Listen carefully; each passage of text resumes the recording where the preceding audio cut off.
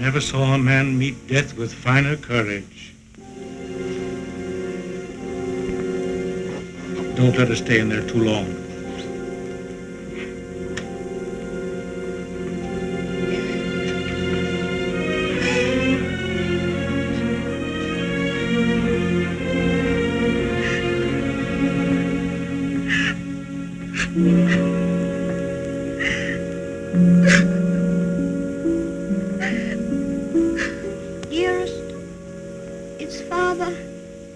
Is Father well now? Yes, dear. He's well. He's quite well. But we have no one left now but each other. No one at all. My baby.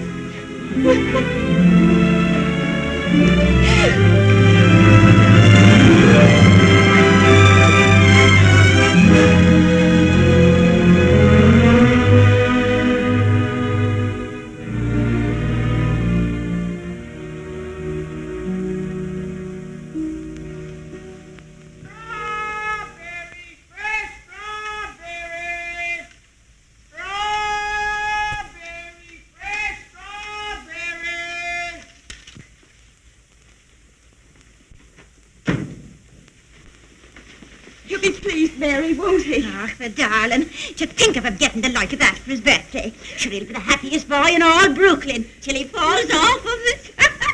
Yeah.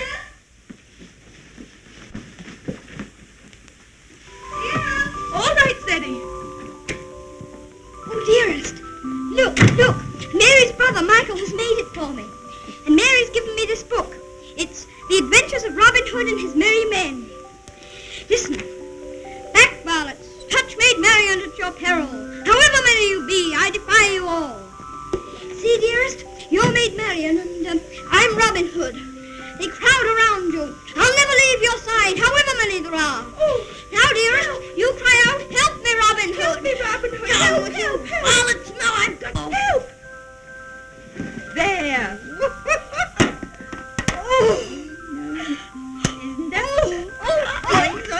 You like it?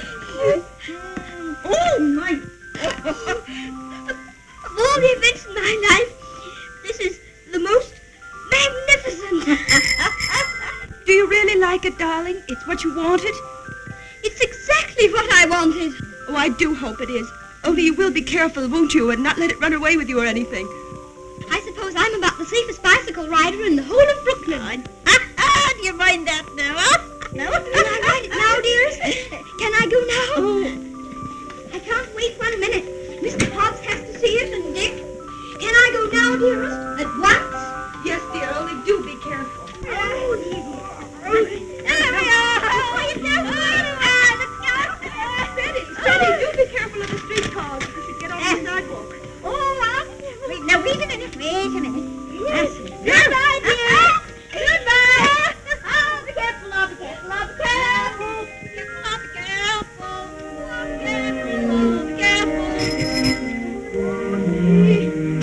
Good morning, Mrs. McGilligaddy. Good morning, Seddy. A very good morning. How are your bones today, Mrs. McGilligaddy? Oh, none too good after the rainstorm yesterday. Oh, they ached last night something cruel. Ties me up in knots, the rain does. Does it? How very peculiar. But it's a fine day to go bicycle riding. Oh, I suppose so. For them that has bicycles and can ride them. I suppose everybody who has a new bicycle will take it out and ride it today. Glory be to goodness, and whose bicycle might that be? It's mine. It's my birthday present from dearest. Oh, it's a daisy show. Fine enough for the president to ride. And it has all the latest improvements. Oh, sure, it sounds like the bells of St. Patrick. Sure, it's the luckiest boy in the world, John. Well, I'll have to be going. Oh, I nearly forgot. Please choose my apple now, Mrs. McGillicuddy. But would you mind keeping it for me until I get back? Sure.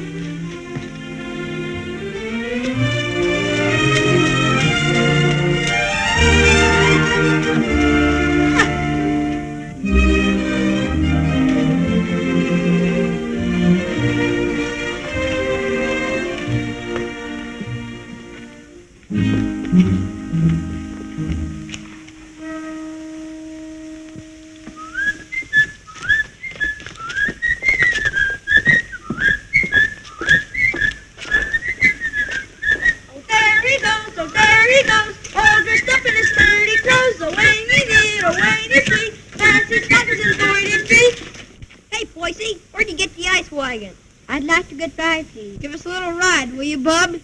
I'm sorry, no. Scared I'll get it dirty? No, but I'd rather ride it myself. Hey, English, when'd you get back from dear old London? I'm not English. I'm an American. Now, where'd you get that kind of gab? My father was English, if it's any of your affair. Ooh, does your mother know you're out? Don't you dare talk about my mother. Mama's pet, Mama's pet, Mama's pet. I think you'd better take your hand off that wheel. Want to make anything out of it? I want to make you get out of the way. You don't dast, you sissy cat.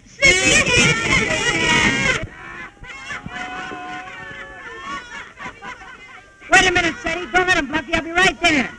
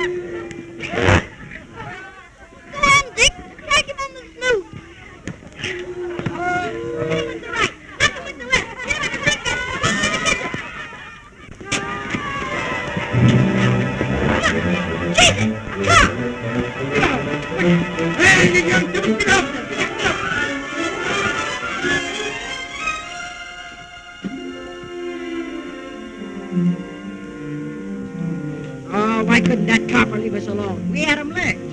Thanks terribly for coming to my rescue, Dick. Oh, Nix, that makes us even for me giving you the mumps. They didn't even scratch it. Gee, rockers, where'd you swipe that? The Earls gave it to me. Isn't it magnificent? It's a Lollapalooza. I want you to be the very first person to ride on it. Oh, thanks.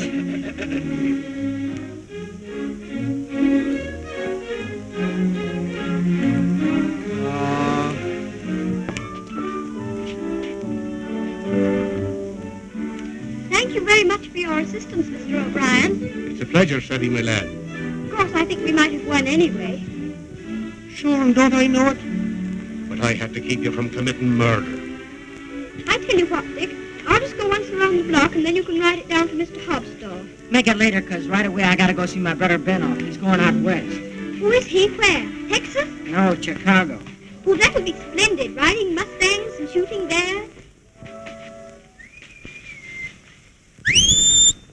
There's my brother Ben now. Come on, Dick, I've got to leave. Well, come on down to Mr. Hobbs' store as quickly as you can.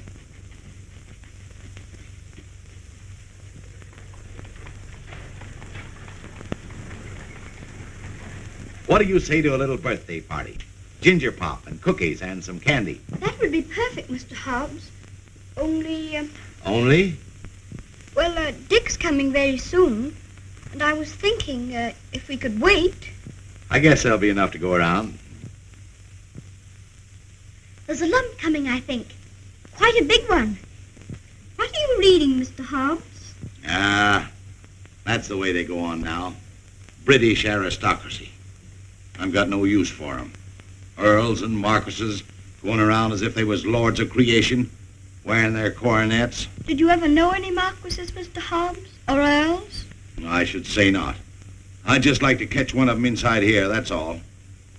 I'll have no grasping tyrants sitting around on my cracker barrels. Perhaps they wouldn't be earls if they knew any better. Oh, wouldn't they, though?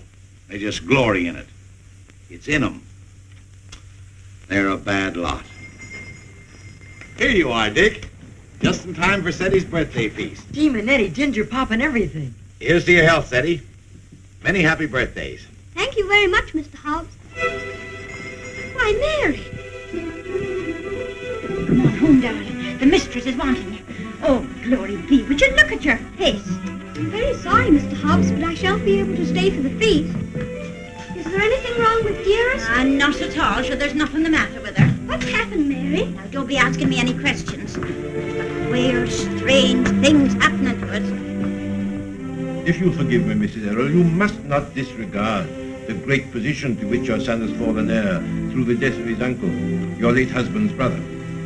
But what it amounts to, Mr. Havisham, is that you want to take my boy away from me. Mrs. Errol, you must remember that I'm acting quite impersonally and simply as the lawyer of the Earl of Dorincourt. The Earl of Dorincourt disowned his son and has refused to recognize his grandson until now. Why should I give up my boy? I'm afraid I've been very stupid, Mrs. Errol. I should have told you. My instructions are that you shall accompany Lord Fauntleroy to England.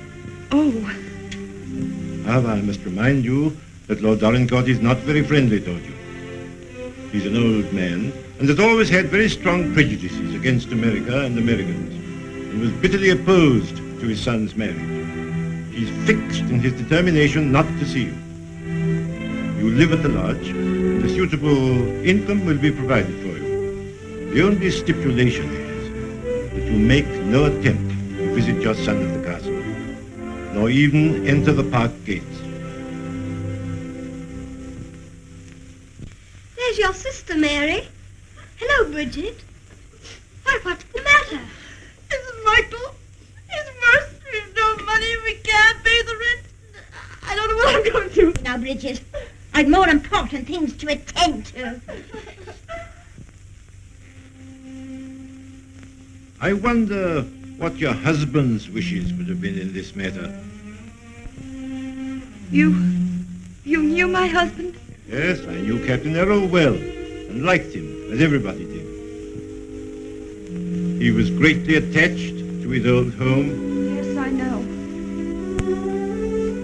He, above everyone, would have appreciated what this means to your son, the very great advantages he'll have.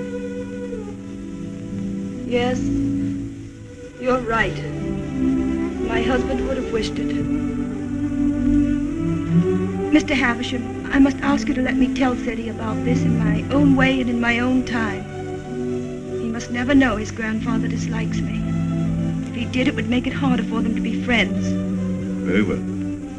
Your son will thank you for this when he's a man. I hope his grandfather would love Ceddie.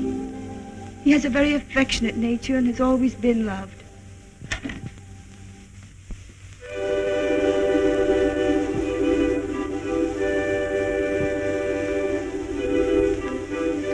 This is Mr. Havisham, dear, whom your grandfather has sent to see us, all the way from England. How do you do, sir? So this is little Lord Fauntleroy.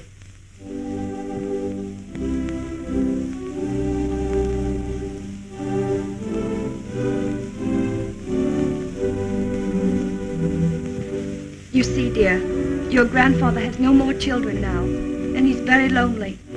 So he wants us to go and live with him in England. And because he's an earl, and you are his heir, you will have a new name, Lord Fauntleroy. And someday you will be the Earl of Dorincourt. Oh, dearest, do I have to be an earl? None of the boys are earls. Can't I not be one? I'm afraid it can't be helped, dear. Just think, dear, soon we'll be starting for England. Do we have to go to England, dearest? I'd much rather not. Oh, what will Mr. Hobbs say?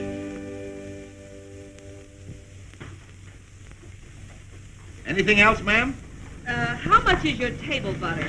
13 cents a pound, ma'am. 13. Why, the last I bought was only 12.5 cents. That must have been last month. It's 13 today. Oh, indeed. Well, never mind the butter. Heavens and earth, if prices go any higher, we'll all starve to death. Nay. Good day, ma'am. Hello, Ceddie. What's the matter? Mr. Hobbs, do you remember what we were talking about yesterday morning? It seems to me we was talking about England. Yes, and earls, don't you remember? Oh, yes. We did touch 'em up a little. That's so. You said you wouldn't have them sitting around on your cracker barrels. So I did. And I meant it, too. Just let 'em try it, that's all. Mr. Hobbs, one is sitting on this barrel now.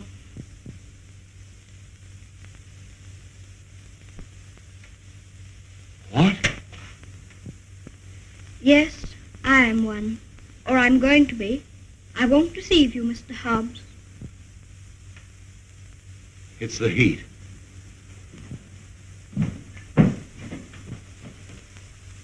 It is a hot day. How do you feel? Got any pain? Thank you, I'm all right. I'm sorry to say it's true, Mr. Hobbs. Mr. Havisham, he's a lawyer, came all the way from England to tell us about it.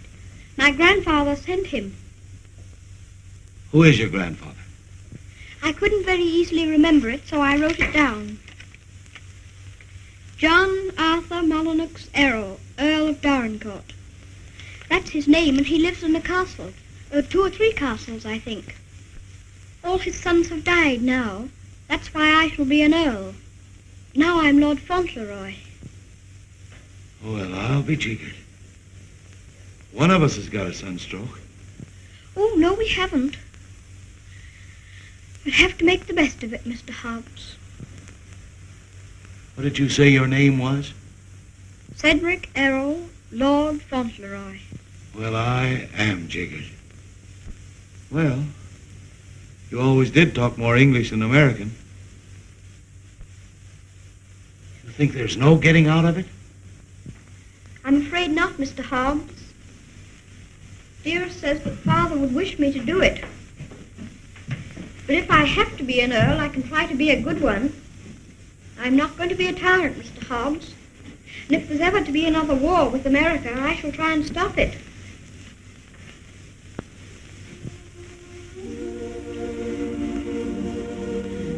England's a long way off, isn't it?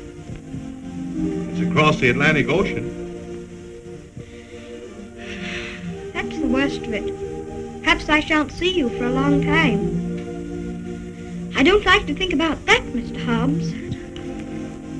Well, the best of friends must part.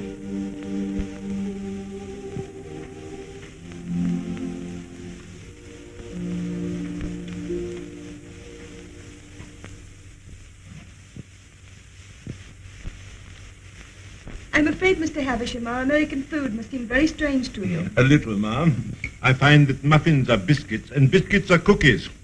But the cooking's excellent. And after all, it's the company that makes a meal exquisite, not the food. Thank you, Mr. Havisham. When you're an earl, you'll give splendid dinners in one of the most beautiful castles in England.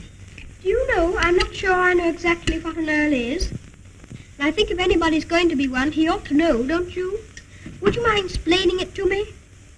Well, someone is made an earl generally because he's done some service to his sovereign or some great deed. Oh, that's like the president. Oh, is it? Is that why your presidents are elected? Yes, sir. When a man is very good and knows a great deal, he's elected president. Then they have torchlight processions, with bands, and everybody makes speeches.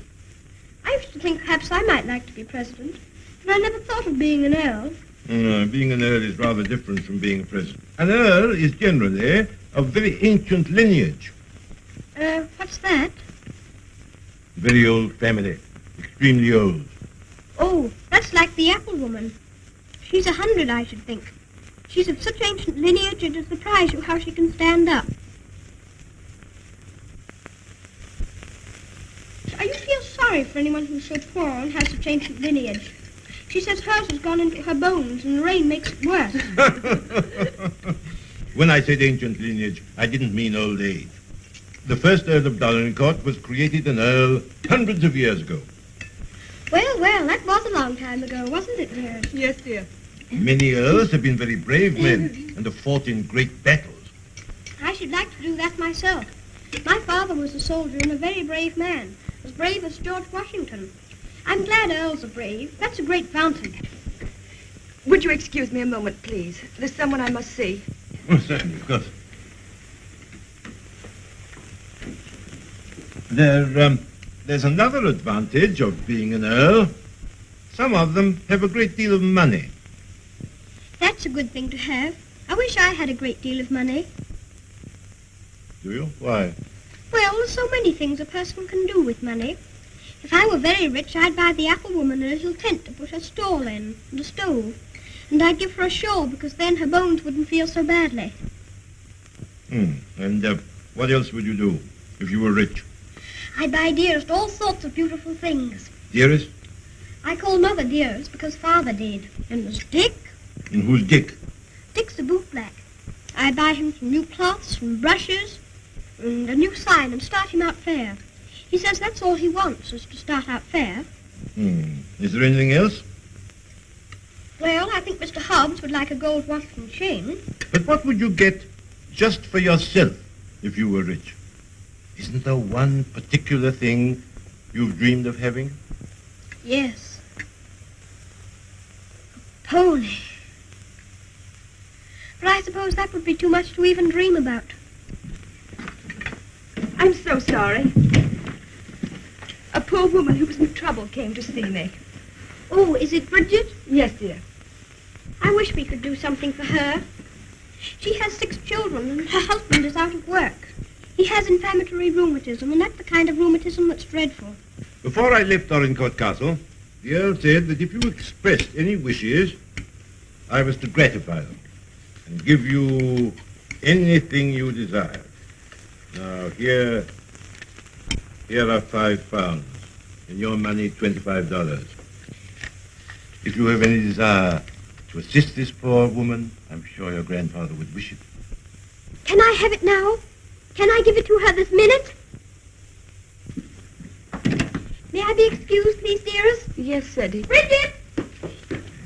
Bridget, wait a minute. Here's money. My grandfather gave it to me. It's for you. It's a great deal of money, Mr. Havisham. We've never had very much. I'm just beginning to realize the great power Seti will have. Such a child still. I'm a little afraid. I think from what I've seen of him that you have nothing to fear. Oh, I hope not.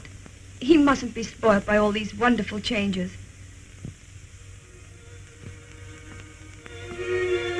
She cried. She said she was crying for joy. I never saw anyone cry for joy before. My grandfather must be a very good man. It's more agreeabler being an earl than I thought it was going to be. In fact, I'm almost quite glad I'm going to be one.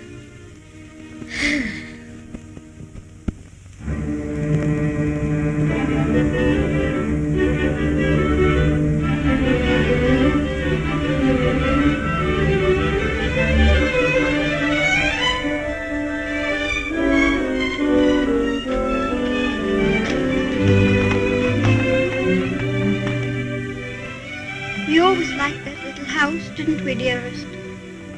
We always will like it. Yes, darling. Yes.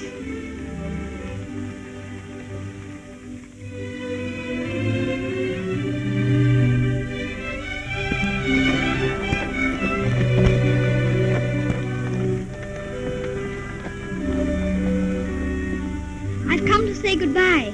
I have to go to England to be a lord, and I shouldn't like to have your bones on my mind every time it rains. Oh, bless your dear little heart with all your kindness to me. My bones is as quiet as anything.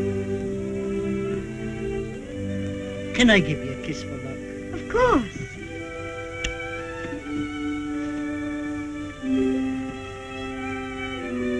Here's an apple to eat on the boat. Thank you very much.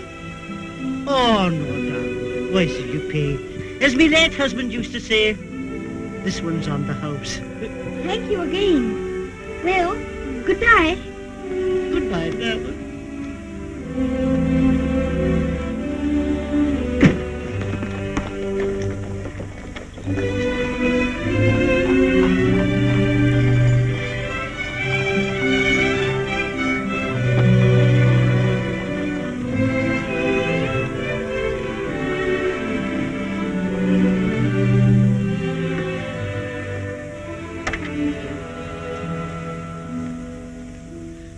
Well, Well, well, well, well, goodbye. I hope trade'll be good.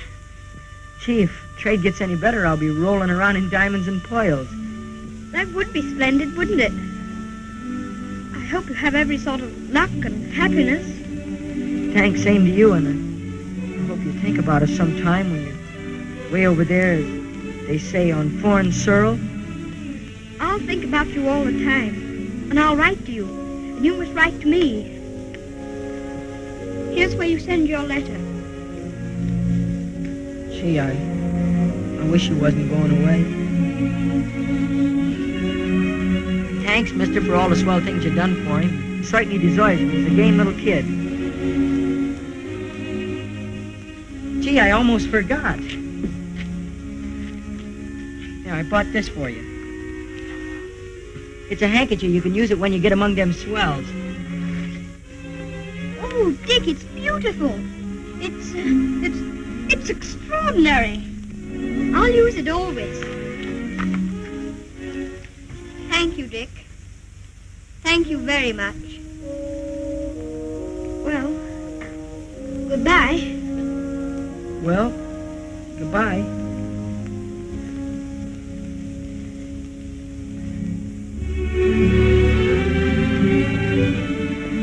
Would you mind very much not going in with me? I think this time I'd better be alone. Certainly, I quite understand.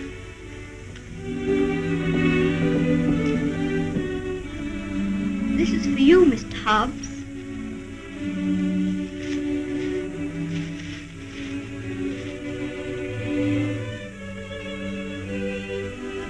It'll look fine when you're smoking it.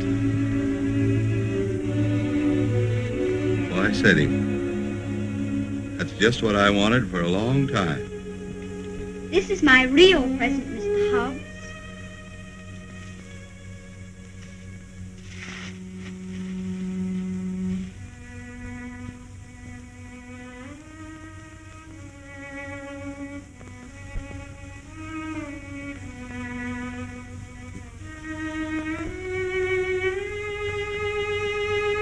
There's something written on it, inside the case.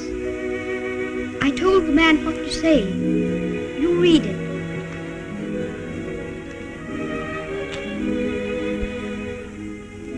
From his oldest friend, Lord Fauntleroy, to Mr. Hobbs. When this you see, remember me.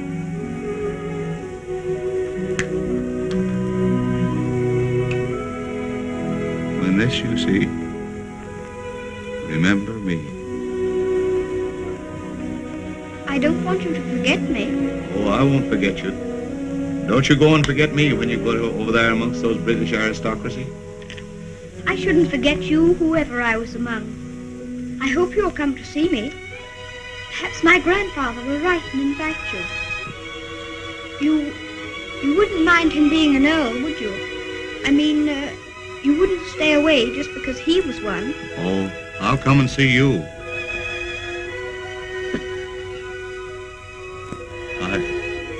I won't be able to help myself.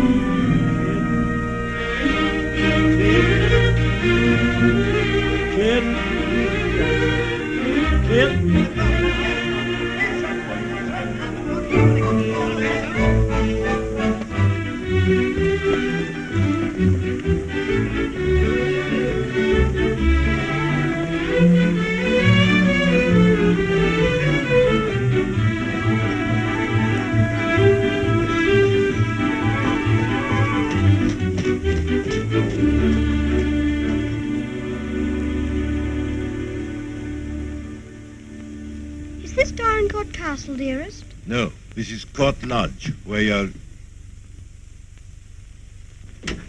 Here's Mary. We had a splendid time in London, Mary. I'm so glad you came before us, Mary. We don't feel so strange finding you here to welcome us. Ah, sure, 'tis a great happiness I wish you, ma'am, in your lovely new home. This is Mrs. Vanes, the cook, Mum, and that's Susan, the parlour maid. I'm sure we'll do everything, ma'am, to make you comfortable. Oh, I'm sure you will.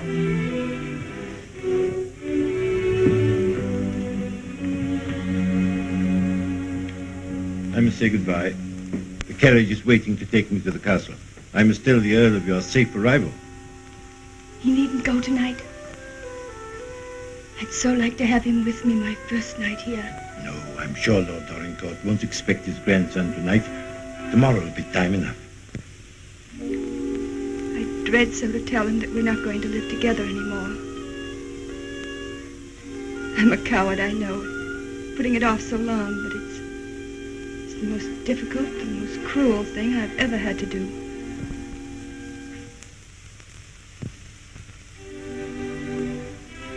I wish you'd tell his lordship, please, that I'd rather not have the money.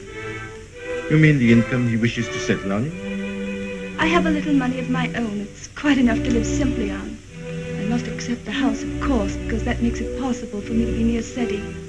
I'm grateful to him for that, but... He'll be very angry. He won't understand it at all.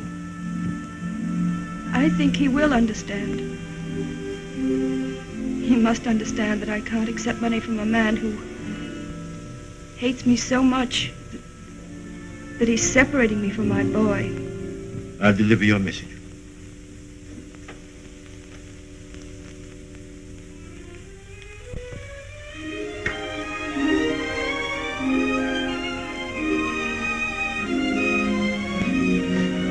I think it's beautiful here. Don't you, dearest?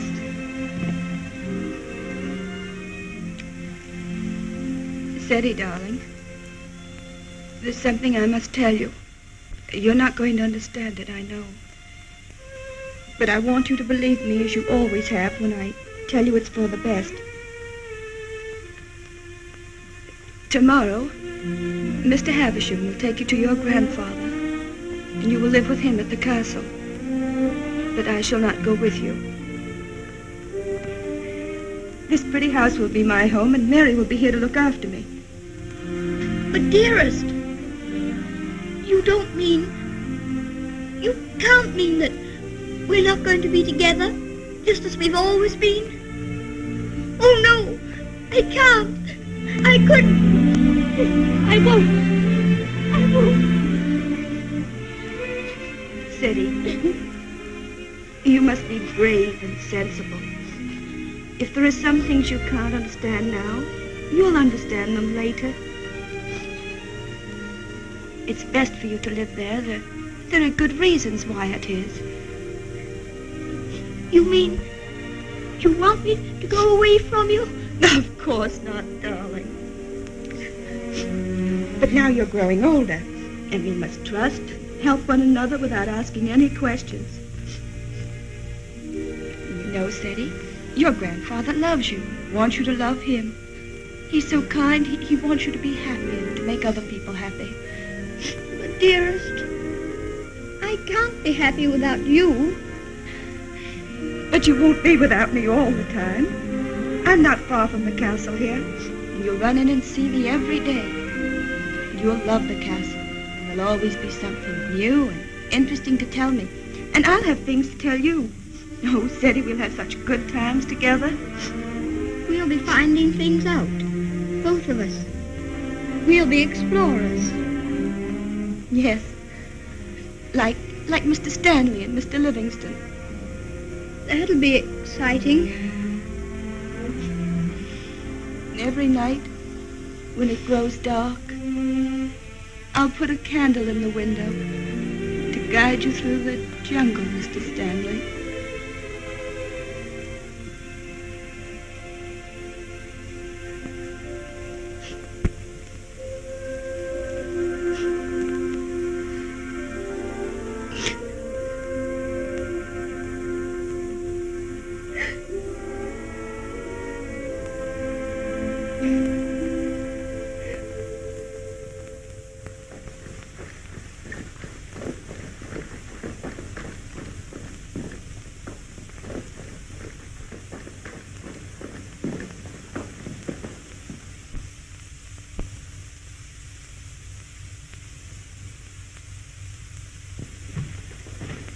Ah, Newick, how's his lordship? In a rare mood this evening he is.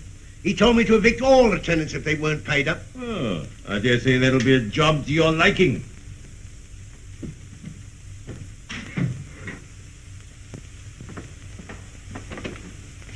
Oh, sir. Ah, Purvis. Glad to see you again. Very glad to see you, sir. Oh, idiot! Do what you're told and bring what's ordered. Gout. Oh, yes, sir. These last few weeks have been the worst I've ever known, sir. I'm surrounded by a lot of incompetent nincompoops. Shut the door, you blockhead! I can't stand it no longer, Mr. Purvis. He's too much for any man. Cursing and swearing and calling people out their names like he does. And it ain't just today, it's every day. Thomas, you brought him the 63 port. He prefers the 51. How was I to know he didn't say? Fetch the other bottle. What business you got drinking port anyway in this condition? I can't feed and house every lazy lout in the parish, and I won't. You and your poor. I've had enough of them. But, my lord. Mr. Mordaunt is with him, sir. I said all I had to say, and now I say good night. Good day, my lord. Good day. How'd you do, Mr. Havisham? Mr. Mordaunt. Mr. Havisham, my lord.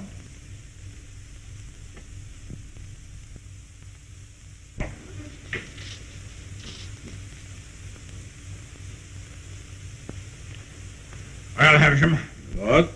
come back, have you? Put that cushion right for me, will you? I careful.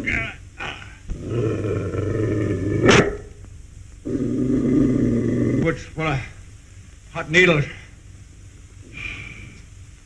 Well, what have you got to tell me? Lord Fauntleroy and his mother are at Court Lodge. They bore the voyage excellently and in good health. Ah. What else? His lordship remains with his mother tonight. I'll bring him to the castle tomorrow. Oh, go on. Tell me everything. What sort of a lad is he? Never mind about the mother. What sort of a lad is he, I say?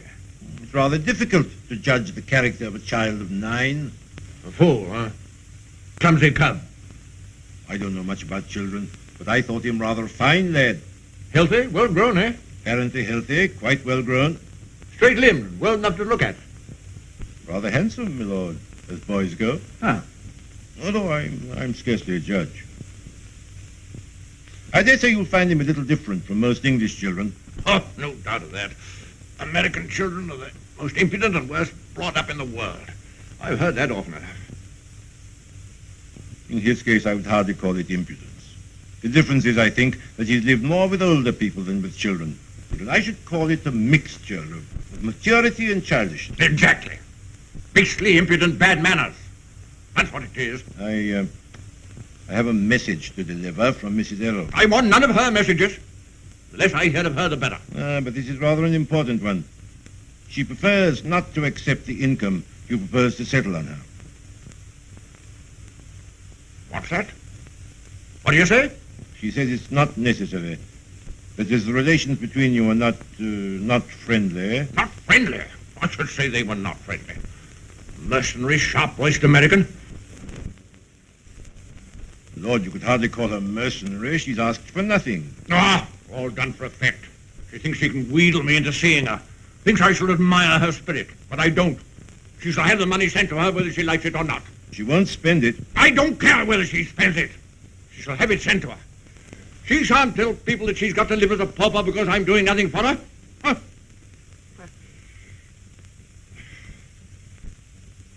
I suppose she's poisoning the boy's mind against me, too. No. I have another message that will prove to you she's not done that. I won't care.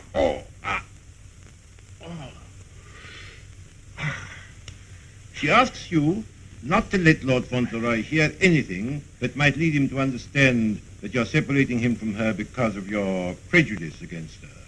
She says he wouldn't comprehend it. That it might make him fear you in some measure, or at least cause him to feel less affection for you.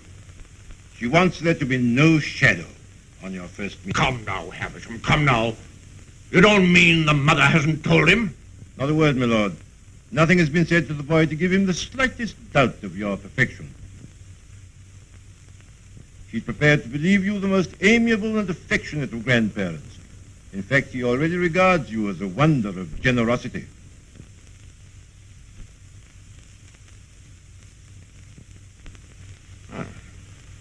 He does, huh? I would suggest, my lord, that Fauntleroy's impressions of you depend entirely upon yourself. I make a further suggestion, that you will succeed better with him if you take care not to speak slightingly to him of his mother. The boy's only 9. Nevertheless, those 9 years have been spent at his mother's side. She has all his affection.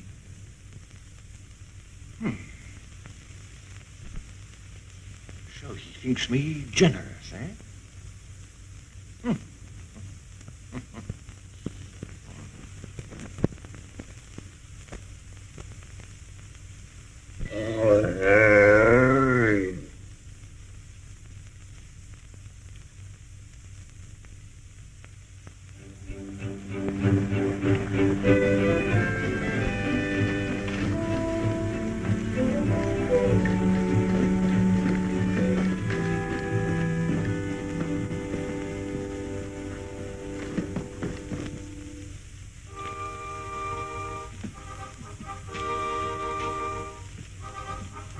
Service, this is Lord Fauntleroy.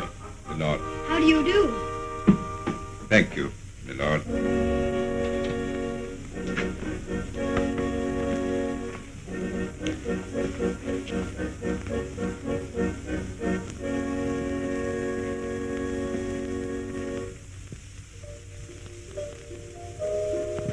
My lord.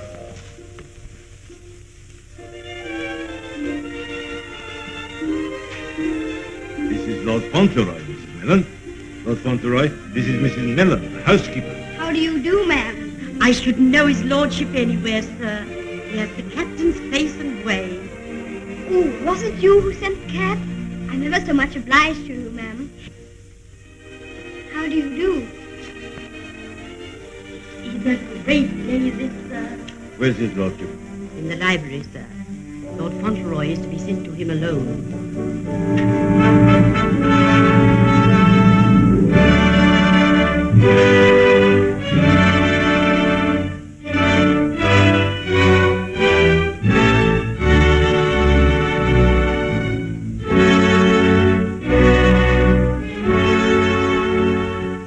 Lord Fauntleroy, my lord.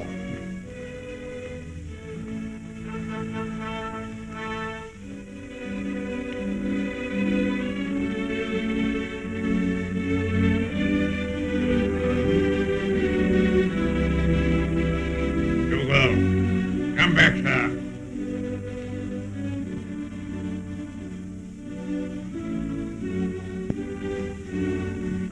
How do you do, sir?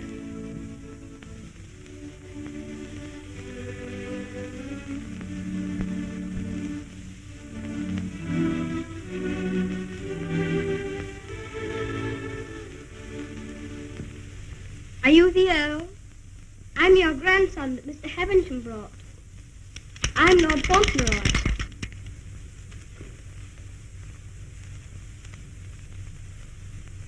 I hope you are quite well. I'm very glad to see you. Ah, you're glad to see me, are you? Yes, very.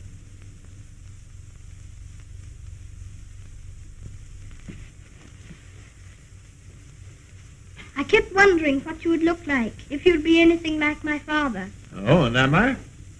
Well, I don't think you are, very. You're disappointed, I suppose. Oh, no. Of course you would enjoy the way your grandfather looked, even if he wasn't like your father. You know how it is yourself about admiring your relations. Eh? I'm not sure that I do. Oh, any boy would love his grandfather, especially one who's been as kind to him as you've been. Oh, so I've been kind to you, have I? Yes.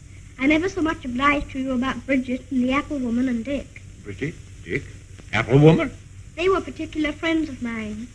You know, they were the ones you gave me all that money for. The money you told Mr. Havisham to give me if I wanted it. Oh, the money you were to spend as you liked, eh? So you spent it all on these people, did you? Bridget, Dick, and the apple woman. Yes, and I gave Mr. Hobbs a gold watch and chain and a pipe. I put some poetry in the watch. It was, "When this you see, remember me." I'm going to miss Mr. Hobbs very much. Who is Mr. Hobbs? He was our grocer, fancy vegetables and groceries, you know. He's my closest friend. Mr. Hobbs is a very clever man.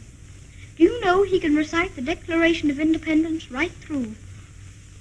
Oh. What's the matter? I just remembered you might not like to hear about the Declaration of Independence. I forgot you were an Englishman. Huh? You forgot you were English too, didn't you? Oh, no, I'm an American. You are English. Your father was an Englishman. I was born in America. You have to be an American if you're born in America. You don't... I beg your pardon for contradicting you.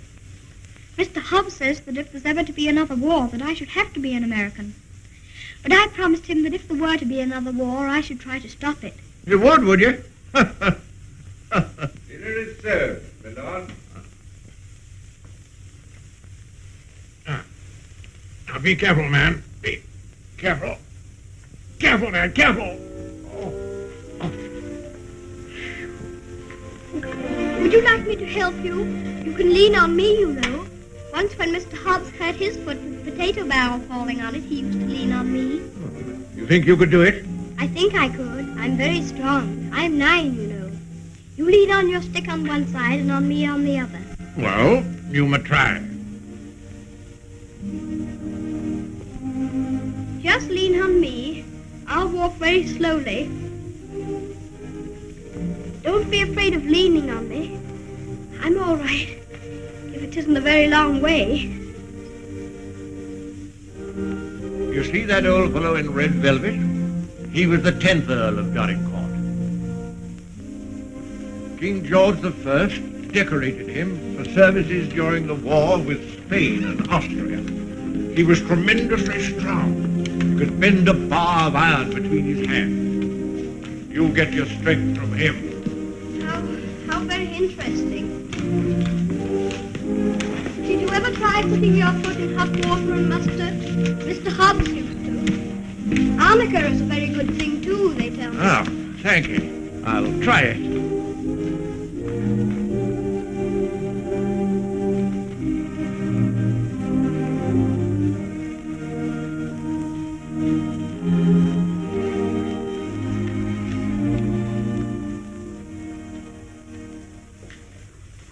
It is warm, isn't it?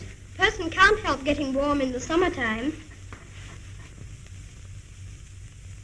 Great heaven! What's that? It's a present from Dick. Isn't it beautiful?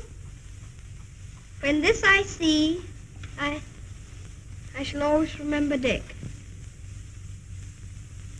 Yes, I should think you would. It'd be difficult to forget him. Dick's a professional bootblack. You'd like him. He's so square. Square? Yes. He wouldn't cheat anyone or hit a boy under his thighs. Oh, very pretty as well there. Thank you.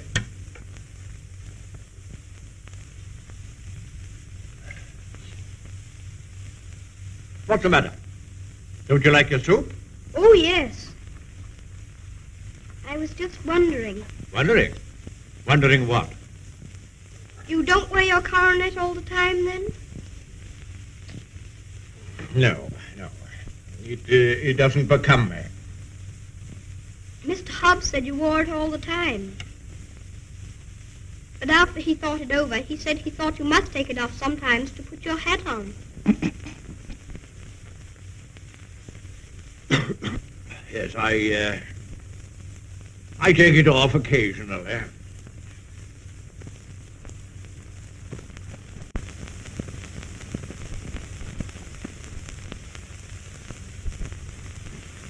You must be very proud of your house. I never saw anything so beautiful. But it's a very big house for just 2 people to live in, isn't it? Oh? Do you think it's too large? Well, I was only thinking that if 2 people lived in it who are not very good companions, they might get a little lonely sometimes. Thank you. Do you think I shall make a good companion? Yes, I think you will. I think you should be almost as interesting as Mr. Hobbs. Mr. Hobbs and I were very great friends. He was the best friend I had, except...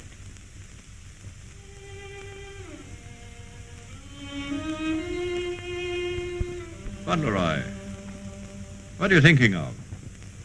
I was thinking of Dearest. Who is Dearest? She is my mother.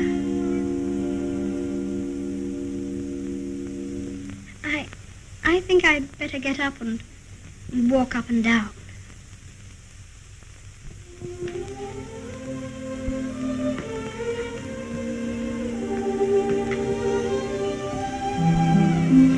He's a very nice dog. He's my friend. He knows how I feel. How do you feel?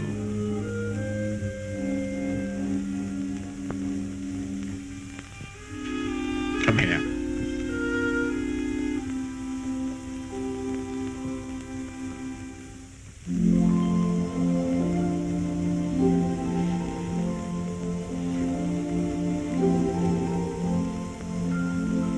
You see, I never was away from my own house before. It makes a person feel a strange feeling when he has to stay all night in another person's castle instead of his own house.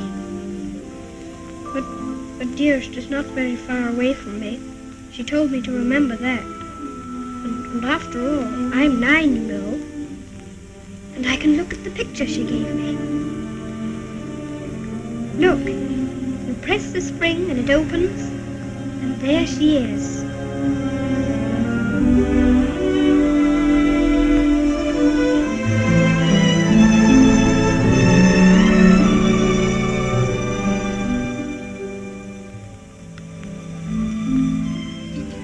And I suppose you think you're very fond of her. Yes, I do think so, and it's true. Mr. Hunt and the others were my friends. But Dearest is my close friend. My father left her to me to take care of. When I'm a man, I'm going to work and earn money for her. Oh, what do you think of doing? Well, I did think of going into business with Mr. Hobbs. But I should like to be president. We'll send you to the House of Lords instead. Well, if I couldn't be president, and if that's a good business, I shouldn't mind. The grocery business is dull sometimes. Yes, there's the House of Lords. But it's the business that every Earl of Dorincourt goes into. I shall have to talk to Dearest about it.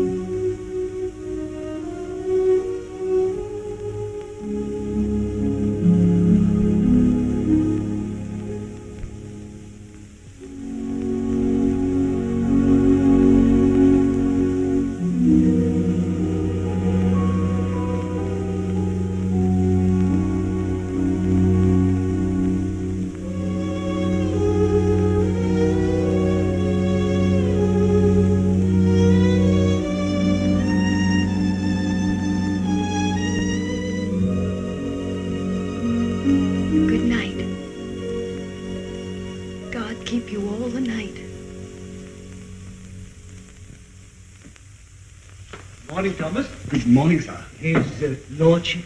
In the library, sir. And such goings-on I never heard in all my life. Do you think it'd be all right for me to see him? Oh, yes, sir. He's expecting you. Oh.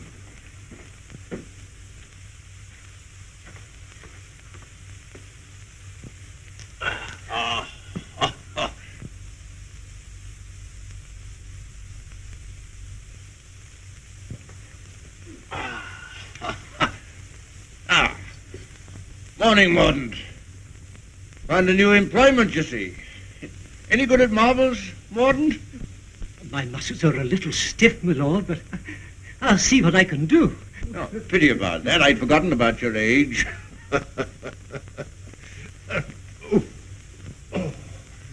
This is the new Lord Fauntleroy. Fauntleroy, this is Mr. Mordaunt, rector of the parish. I'm very glad to make your acquaintance, sir. I'm delighted to make your acquaintance, Lord Fauntleroy. Well, what is it this morning, Mordaunt? Who's in trouble now? It's one of your tenants, my lord. Higgins of Edge Farm. York has told him that if he doesn't pay the rent, he must leave the place. He's a bad tenant. Always behind, York tells me. He's devoted to his wife and children. If the farm is taken from him, they may literally starve. That's like Michael. Oh, I forgot we had a philanthropist here. Come here. What would you do in this case? Well, if I were very rich, I should let him stay and give him things for his children. Nonsense. You're Lord Fauntleroy. Time you learn to deal with these situations. You can write, can't you? Yes, but not very well. Well, go over to the desk and write Newick his orders.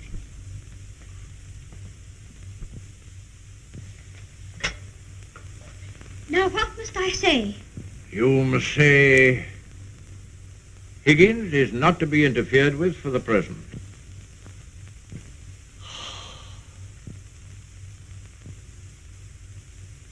And sign it Fauntleroy.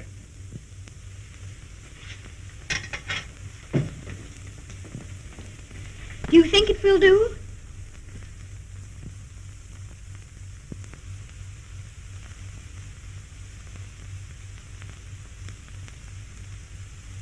Yes.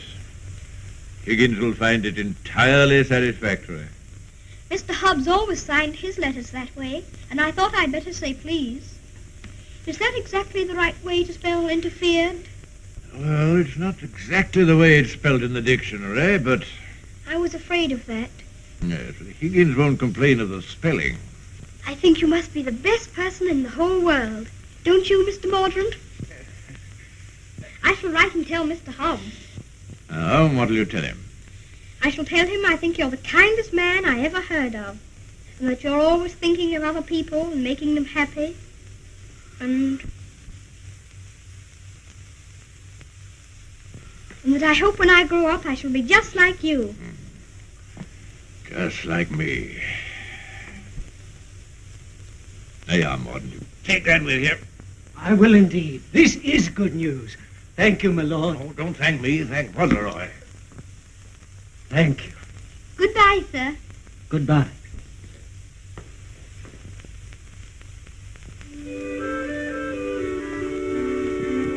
May I go to see Dearest now? I think she'll be waiting for me. There's something for you to see in the stables first. Ring the bell. In the stables? If you please, I'm very much obliged, but I think I'd better see it tomorrow. She'll be expecting me all the time. Oh, very well. We'll order the carriage. And you don't care to see what's in the stables? Oh, I do. Oh, it doesn't matter. It's only a pony. Pony? Whose pony is it? Yours? Mine? Yes. Oh, I never thought I'd have a pony. I never thought that. How glad Dearest will be. You give me everything, don't you? Wouldn't you like to see it? Of course I want to see it. I want to see it so much I can hardly wait. But I'm afraid there isn't time. You must see your mother this afternoon. You can't put it off till tomorrow? Why, she's been thinking about me all morning. And I've been thinking about her. Oh, you have you? I'll ring the bell.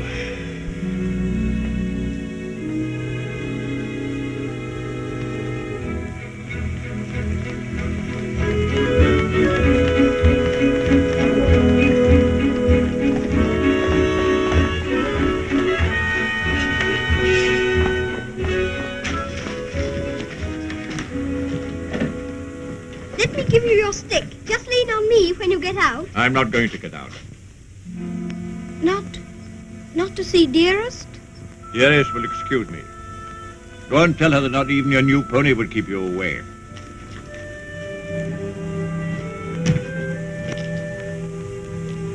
She'll be disappointed. She'll want to see you very much. I'm afraid not. The carriage will call for you as we come back. Drive on, Jeffries.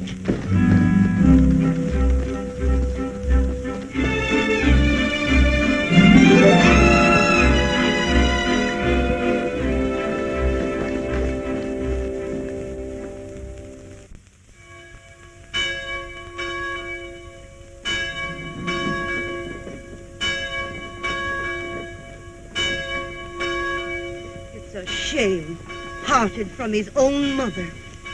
Cook at Court Lodge was telling Sarah she'd never have worked for a sweeter lady than Mrs. Errol. The letter was written by the little gentleman his own self, signed with his name to.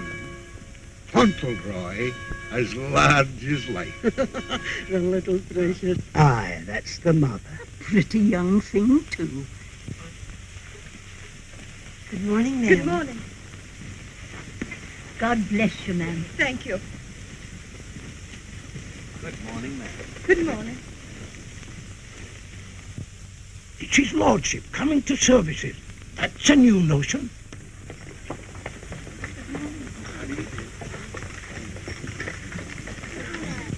They say even his gout's improving. Look at the young lord. He's Captain Cedric all over again. He's the captain's self to the life. How glad the people are to see you. Take off your hat, Fauntleroy. They're bowing to you. To me? How do you do? God bless your lordship. Long life to you. Thank you.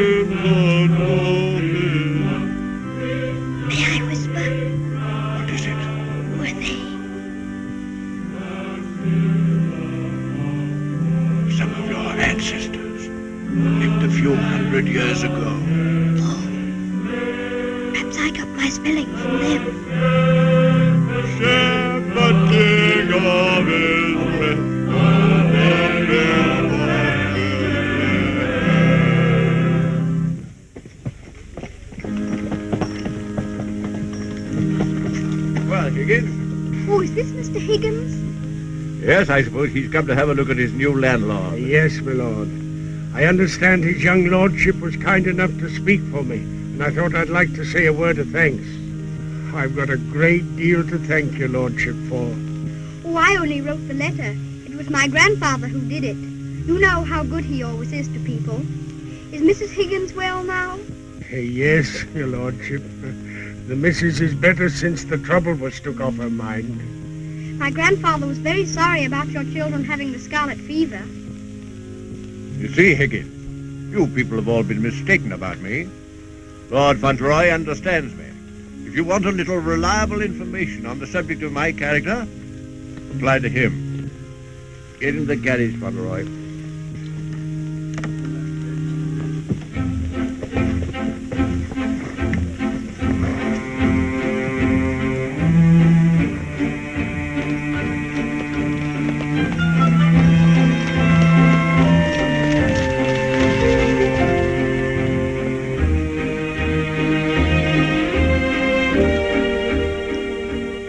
Mother very much?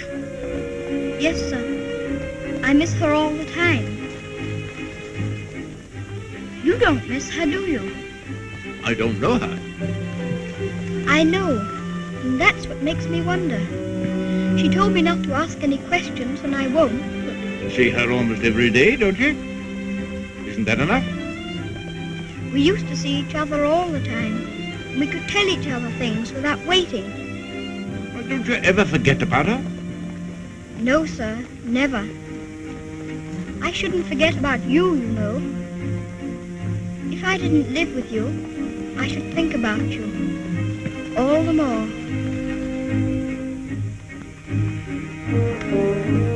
On my word, I believe you would.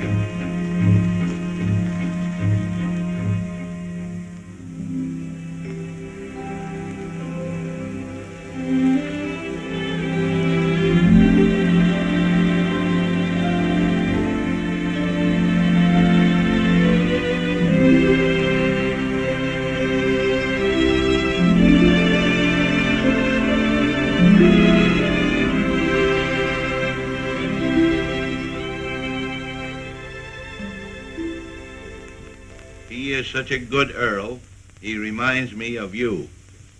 He is a universal favorite. Well, reminds me of you. Think of that now. He's known this Earl only a little while, and we was lifetime acquaintances. I don't know as I want him to be reminded of me by this Earl. They've been using influence on him, I bet you. You're right. They got twisty ways, those aristocrats. They'd wheedle their little finger around your heart as soon as look at you. All for their own purposes, mind. It's a pity they're making an oil out of him. Yeah. He would have been a shining light in the grocer business. A shining light. Do you know any particulars about that stuff like castles and oils? No, not much. Except they're haughty and mean. Shares a Jim Dandy letter he wrote. Almost as good as seeing him. Only it ain't, of course. Oh, he was a plum daisy of a kid.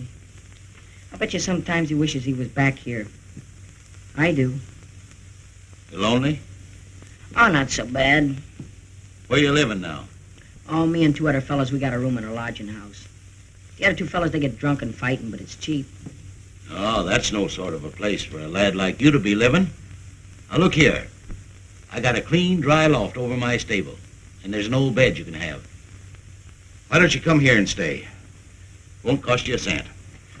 Gee, do you mean that, Mr. Hobbs? Why, certainly I do. Yahoo! Gee, Mr. Hobbs, talking about oils, you ain't no oil, you're a prince. Oh, sure.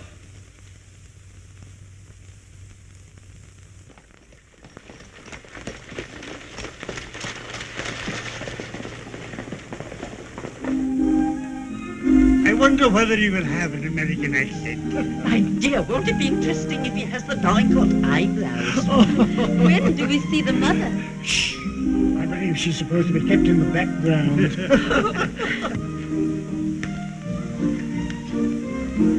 Well, Molyneux, is this the boy? Yes, Constantia, this is the boy. Fauntleroy, this is your great aunt, Lady Lorridale. How do you do, great aunt? How do you do, young man? You're like your father. I loved him more than most people in this wicked world. Oh, did you know my father? Know him? Of course I did. Oh, then you must be dearest. She will enormously like to talk to you about him. You see, I was the only one she could talk about him to who knew him. And I was so small when he... Yes, Fauntleroy, this is your great uncle, Sir Harry Lorridale. How do you do, sir? Here you're fond of horses. I'll confess to you, Constantia, that what you'll probably see for yourself. There's a risk of my becoming rather an old fool about him. Becoming? By the way, the mother, what does she think of you? I don't know.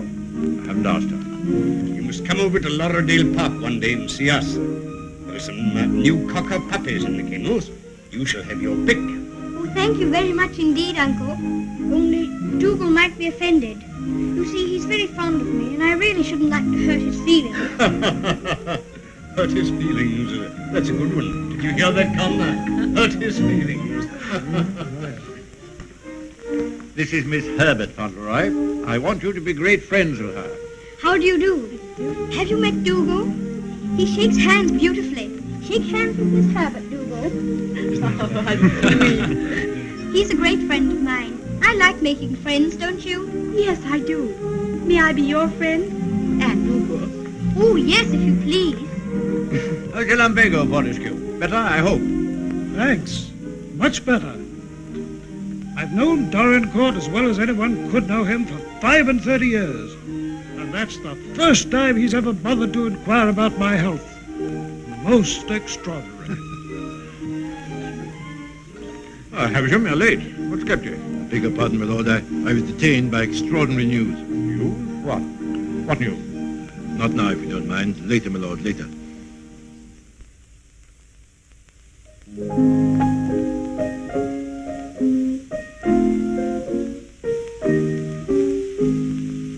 The young May moon is beaming, love. The glowworm's lamp is gleaming, love. How sweet to rove through mourner's grove, while the drowsy world is dreaming, love. Then awake till rise of sun, my dear. The sage's glass will shun, my dear. Or in watching the flight of bodies of light, he might happen to take thee for one, my dear. Charming, charming. What a sweet song. Delightful, my dear. Thank you, my dear. Thank you. Do you like music? Yes, I like it when you sing it. Dear my Lord Fauntleroy, Why do you look at me so? I was thinking how beautiful you are. Oh, Fauntleroy, make the most of your time. When you're older, you'll not have the courage to say that. Nobody could help saying it.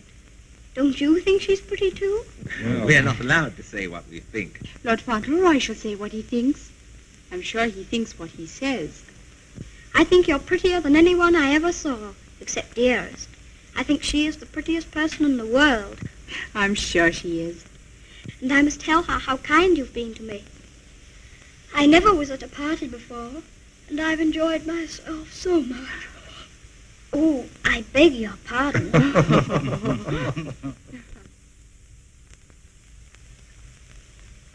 Good night, little Lord Fauntleroy.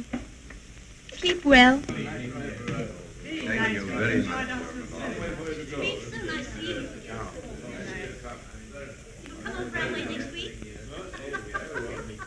Good night. So glad you came.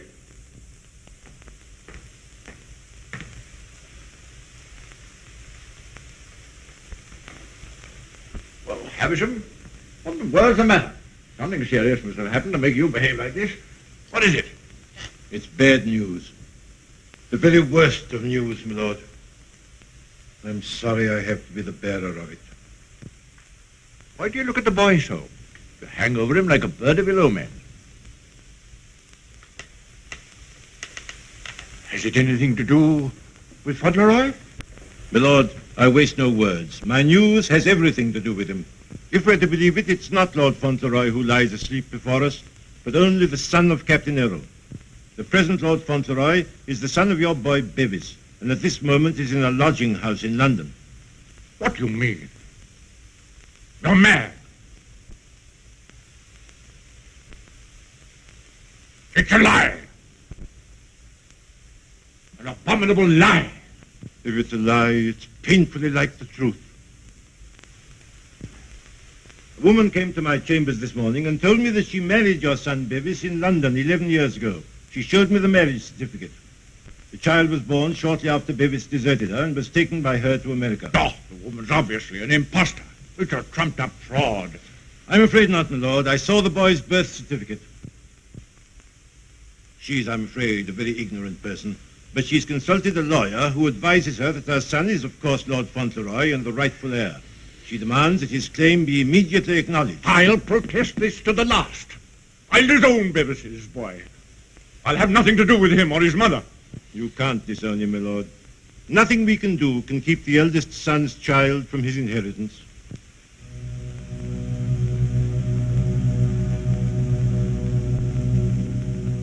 The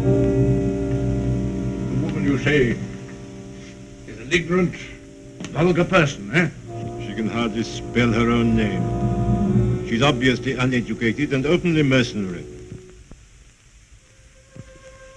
And I objected to his mother.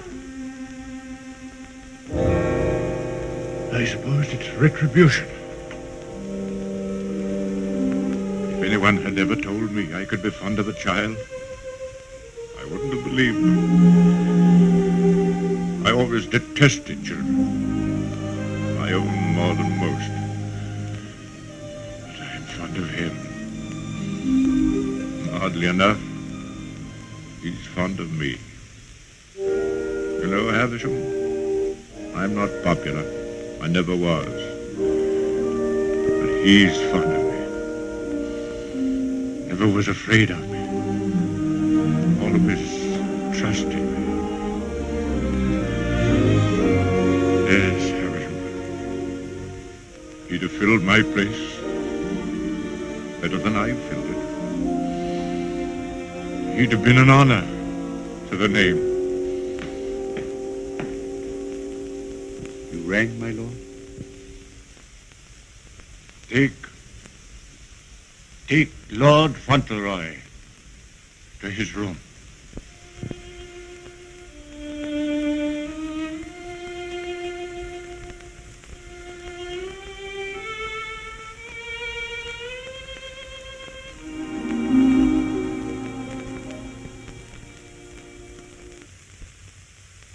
What a pity. The boy's a thoroughbred if ever there was one. I suppose you may say it's a judgment on Molyneux. But that boy, the first human being he ever loved. Will Molyneux take the case to the courts, do you think? Can't tell, he's obstinate enough. Courts of the devil. You go in with your best suit, buckles on your shoes, and come out as nature made you. Bless my soul, Constantia. Whoever would have dreamed that I'd have felt sorry for the old boy? I wouldn't have minded our having a boy like that, Harry. Yes. Bit of luck for us, old girl, if we had. I'll tell you one thing. If his little lordship loses his title, the village loses the best friend it has. Aye, that's right. And I'll tell you another thing. It'll drive the Earl mad if this goes wrong for him. Why, he's been so proud of the boy, you'd hardly believe it if you knew him for what he was before. And the new one's no lady, that's sure. Bold-faced thing, that's what she is. The dark-eyed, brazen-faced wench. Is the Earl coming now with Mr. Havisham?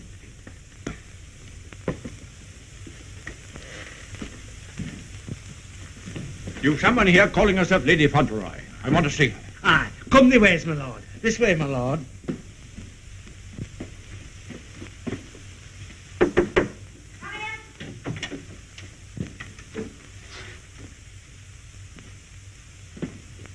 Earl of Dorincourt.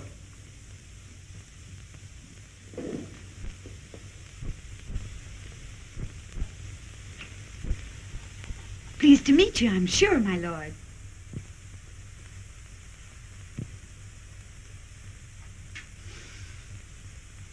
Bevis?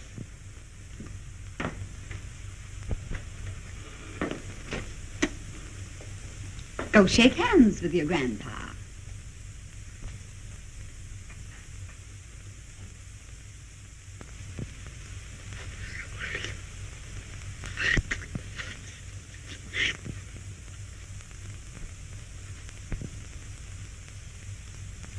So that's the way you're going to treat your grandson, is it? Ah, you needn't try to look so fierce about it. He's your grandson, all right. Yes, my lord. We have proof of the young gentleman's birth. He is the son of the late Lord Fauntleroy. Allow me to introduce myself. Joshua Sneyd, at your service.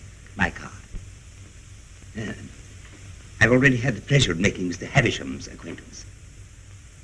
Lady Fauntleroy has placed all the evidence in my hands. I can assure you, my lord, it is sufficient to justify her case should it come into court. But may I suggest that we come to an arrangement and settle this matter amicably on a friendly basis? Friendly? Ha! Look at him staring at me as though I was dirt. Me, his own daughter-in-law. Oh, your son Bevis married me, all right. And a fine rotter he was. But he was the father of my boy, and I can prove it. Lady Fauntleroy, please. You may think you can fight me, but a lot of good it'll do you. They don't love you around here, and you know it. I've heard plenty about you and your dirty, snobbish pride. Plenty of pride you'll have when I'm finished with you. Unless you want to climb down off your high horse and get reasonable with your own flesh and blood. Lady Fauntleroy... You shut up. I'll stop at nothing, do you hear? I'll drag this case through every court in the land. I'll let the whole world know what you are. You and your precious son, Bevis, deserting me and his own child, a babe in arms. How I've suffered, heaven only knows. And you standing there looking at me and my boy as if we were scum. You ought to be ashamed of yourself. You say you married my eldest son. If that's proved to be true, the law's on your side. In that case, your son will be Lord Fauntleroy, and you will be provided for. But I warn you, the matter will be sifted to the very bottom. I'll only add that I want to see nothing of you or your boy as long as I live. After my death, you can, unfortunately, do as you please. Yes, you're exactly the kind of person that I should have expected my son Bevis to choose.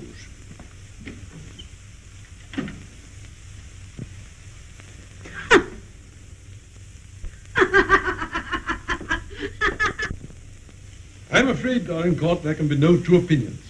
At least that's how I see it. You agree, Semple? Yes, I'm afraid we can see it no other way. But it's monstrous. That woman and that boy are utterly unfit.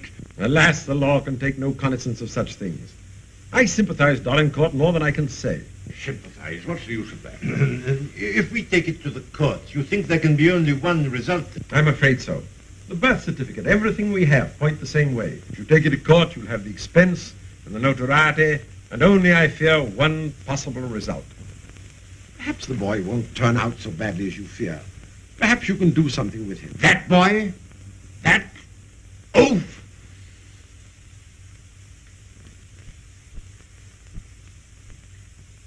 With the other one? Yes. Well, I have no other course but to accept your judgment. Come, Havisham. Thank you, Lord. And you, Mr. Semple.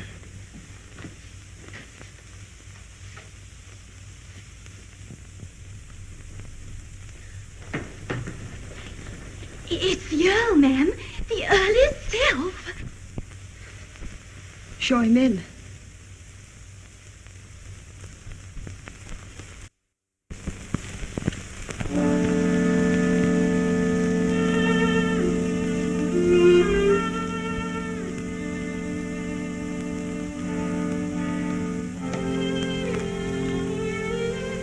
Mrs. Errol, I believe?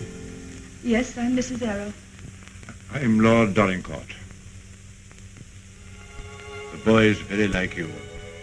People have often said so. I'm glad to think he's like his father, too. Yes, he is. Like my son. Won't you sit down? Thank you.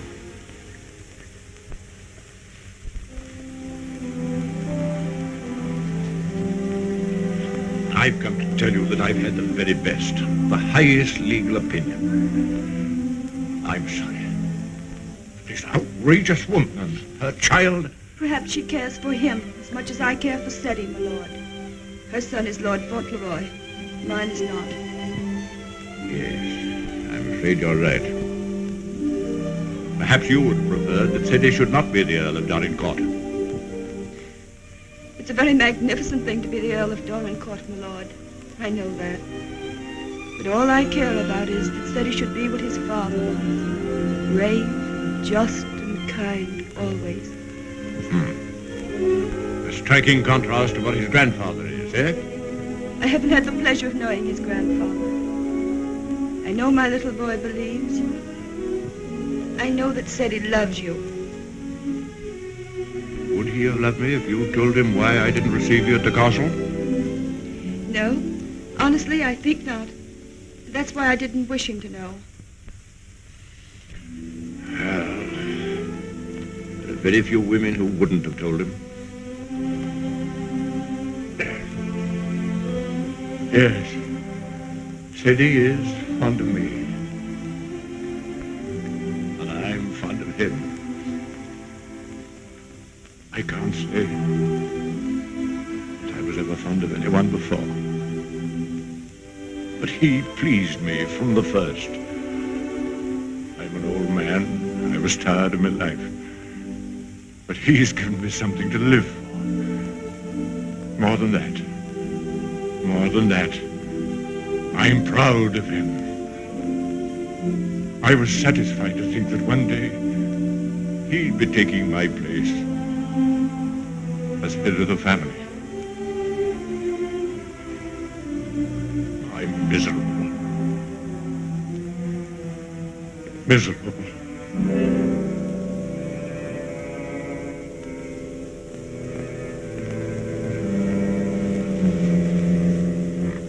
Please sit down. You've been so much troubled, you must be tired. And you need all your strength. Thank you.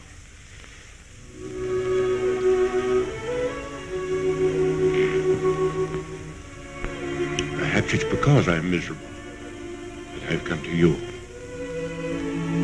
I used to hate you. I've been jealous of you. This wretched, disgraceful business has changed all that. After seeing this repulsive woman who... Well, I felt it would be a relief to come to you.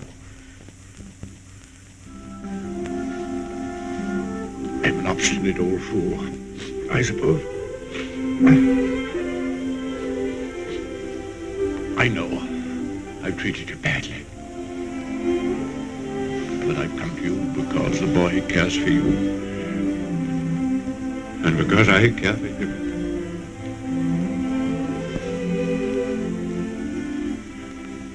Treat me as well as you can. For the boy's sake.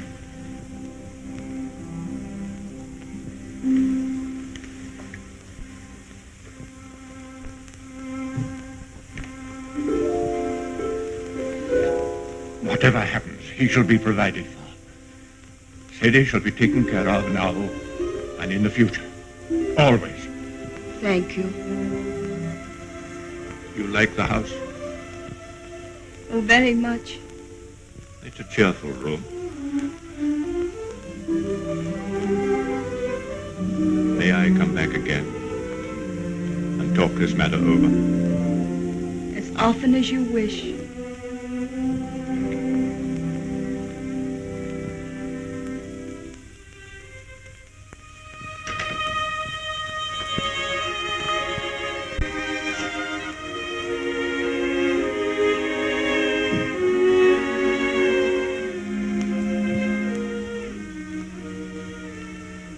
Heard bad news, haven't you?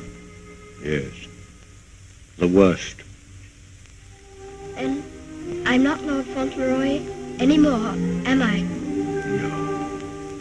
She's beaten me. Then the other boy, he will have to be your boy now, won't he? Like I was? No. He'll have to live in the castle if he's Lord Fauntleroy, won't he? Common little brat shall never enter this place in my lifetime. I'll take care of that. Then I can still be your boy, even if I'm not going to be the Earl, just like I was before. My boy. Yes, you'll be my boy as long as I live. And by Jove, sometimes I think you're the only boy I've ever had. Then I don't care about the Earl part at all. I thought, you see, that the one that was going to be the Earl had to be your boy. And that I couldn't be. I shall never take anything from you that I can hold for you. Come what may, you shall have all that I can give. All. And dearest, will her house be taken away from her? No. You can take nothing from her. Nothing from either of you. Come. Time you were asleep.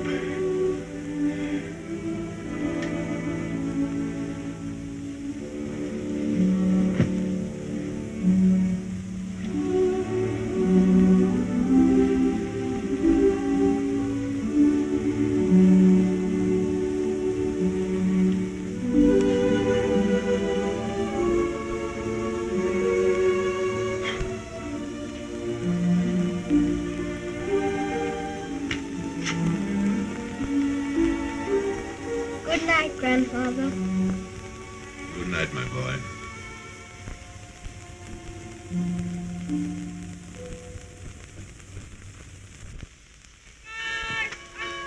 The aged Earl remains secluded in his castle and refuses to have any communication with the rightful heir. Oh, we know that stuff. They've been printing that for the past weeks. Is there anything new about SETI? Yes, here it says, prospects do not look very bright for the false claimant, Cedric Earl of Brooklyn. Well, I'm jiggered. At last they've succeeded in robbing him out of being an earl. I thought you was against oils. So I am. Ain't it just like him? Cheating the poor kid out of his rightful estates? Now what's going to become of him?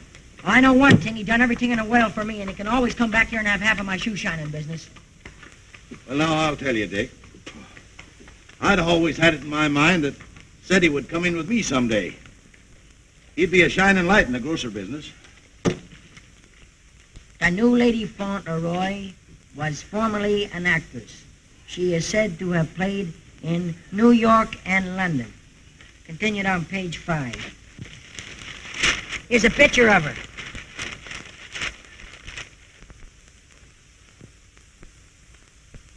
Holy mackerel.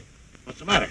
Here, look at this. It's her. Her? She ain't no aristocrat, she ain't. I know her as good as I know you. It's Minna, Ben's wife. Your brother? Sure. You mean it's some kind of hocus pocus? Sure I do. Well, I'm jiggered.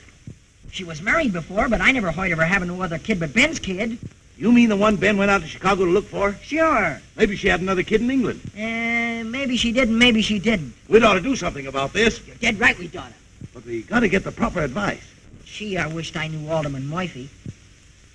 I know Alderman Murphy. You do? Yeah, come along. Let's go right now. Them Earls, they've always had a spite against us Americans ever since the Revolution. What a place. What a hole. I'm sick to death of it. Cooped up here, week in and week out with nobody to talk to. You're complimentary. I wasn't meaning to be. And grateful. You're getting your money, aren't you? Business is business, you know. Business. I'm sick of business. I want some fun. Why don't you go up to London for a while? London? Not on your tintype. Nothing but please that old devil up at the castle better than to see me clear out.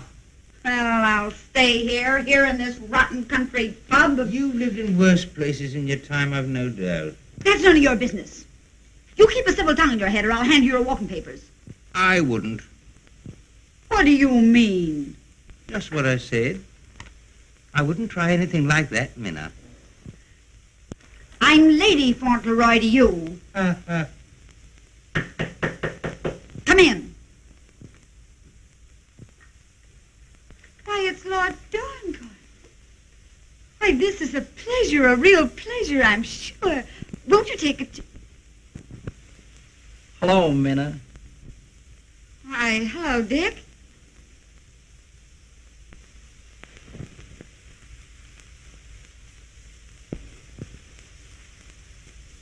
Hi, Ben.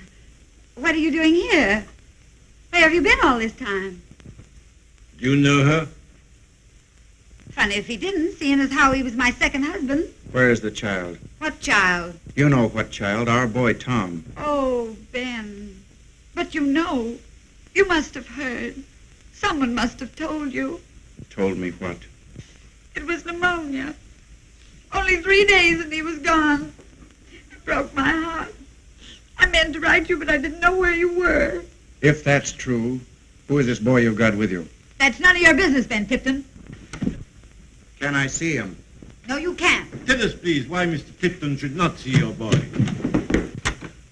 Oh, hello, Uncle Dick. Well, I'll be jiggered. You shut up! You're a dirty pair, you are. Coming all this way to spy on me, trying to do me hurt. I'll have the law on you for the way you're hounding me. You... Silence! Come here, Tom.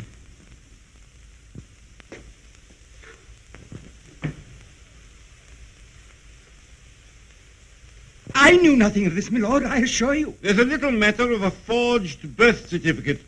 But I swear to you... Oh, never mind, Havisham. I've had enough of this. Too much.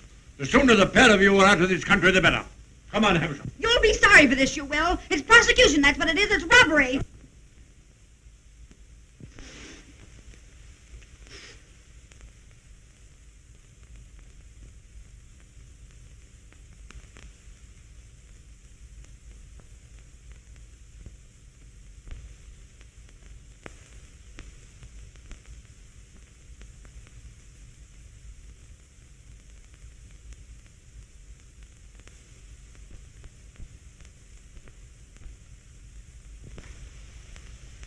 This will be somewhat in the manner of a museum, my lord? Well, not exactly a museum, Mr. Hobbs.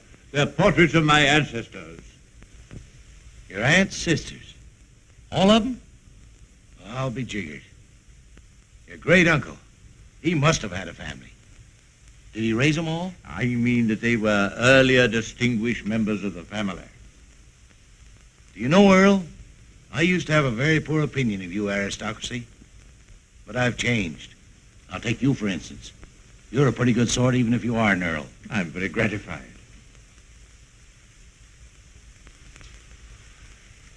Bit gay, wasn't he? Yes, that's why I have the gout, Mr. Hobbs. Oh. And they was all Earls. And said he's going to be one.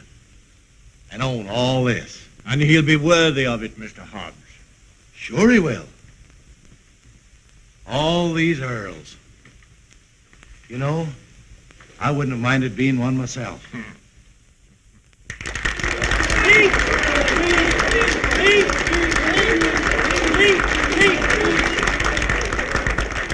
Thank you very much. It's such a lovely day. I always like having birthdays, but never one so much as this because you're all so kind to me. My grandfather wants everybody to be happy and comfortable, and I'll want it too when I'm grown up. I think that's all because I'm not very good at making speeches, but I must say that I'm very much obliged to you for liking my birthday. Ripping little nipper. Ain't he a daisy?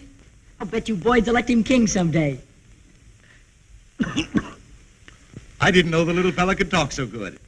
Why, he makes a better speech than Alderman Murphy. By Jove. Well, I'll be jiggered. And I've another birthday present for you. Another one besides all the things this morning? Yes, the best of them all. Oh, dearest! Oh, dearest! Oh, dearest, I was wanting you here. I was wanting you here so terribly much. Were you, darling? Fauntleroy, your mother's come to live with us in the castle. To live with us? To live with us for always? Are you sure you really want me? We've always wanted you, but we weren't exactly aware of it. Well, Mr. Hobbs, it's so nice having you here with us. I dread to think of you ever going back to America. Not to live there. Not to live there. America's a good enough country for them that's young and stern. But there's faults in it. There's not an aunt's sister among them.